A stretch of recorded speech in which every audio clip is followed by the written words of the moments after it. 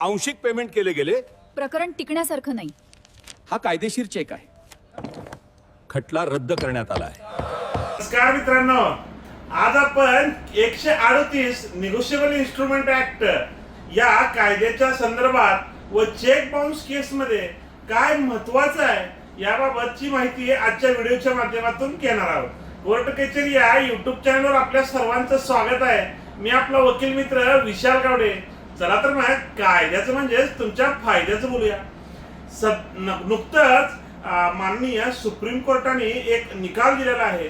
त्या निकालामध्ये 138च्या केसमध्ये आपली असणारी येणेबाकी रक्कम ही येणेबाकी रक्कम किती असली पाहिजे किंवा मध्यंतरी पेमेंट झाले असेल तर काय करायचं याबाबत आणि 138 केसमध्ये येणेबाकी रक्कम असणं आणि मधल्या पेमेंट बाबत एन्डॉर्समेंट मारणं किंवा त्याबाबत काय सांगितलंय त्या केसमध्ये याची सविस्तर माहिती घेणार आहोत.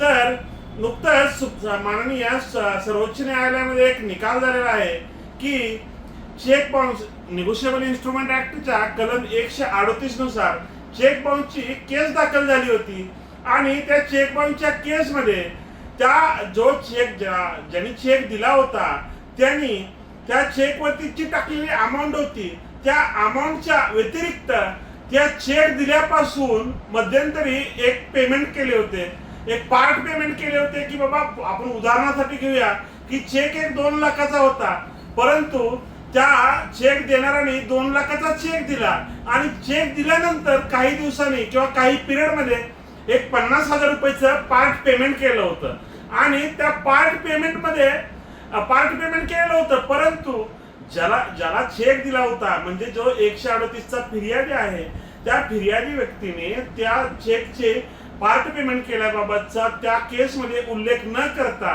दिलेल्या चेकवरती 138 खाली केस दाखल केली आणि ती केस दाखल केल्यानंतर या व्यक्तीने त्याला दिलेले 50,000 रुपये त्याबाबत त्या केसमध्ये अथवा चेकवरती कुठलंही एन्डॉर्समेंट मारलेलं नव्हतं. तर त्या केसमध्ये असं सांगितलंय की पार्ट पेमेंट दिलेलं असेल तर पार्ट पेमेंट दिलेलं असल्याबाबतची एन्डॉर्समेंट मारणं गरजेचं आहे.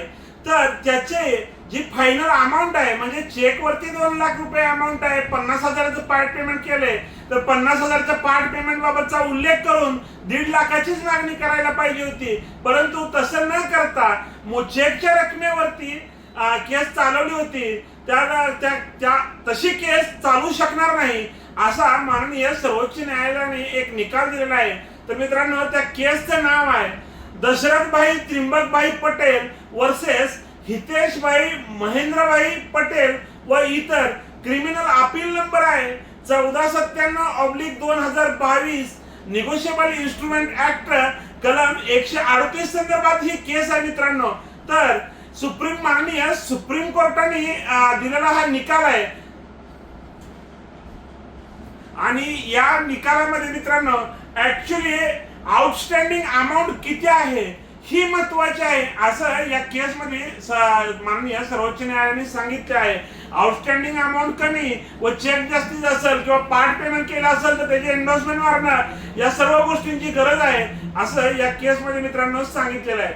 अशाच प्रकारची नवनवीन कायदेविषयक माहिती जाणून घेण्यासाठी अद्याप जर तुम्ही आमच्या कोर्ट कचेरी या युट्यूब चॅनलला सबस्क्राईब केलं नसेल तर सबस्क्राईब करा. त्यासोबतच कोर्ट कचेरी ऑफिशियल इंस्टाग्राम व कोर्ट कचेरी ऑफिशियल फेसबुक पेजला फॉलो जरूर करा. धन्यवाद.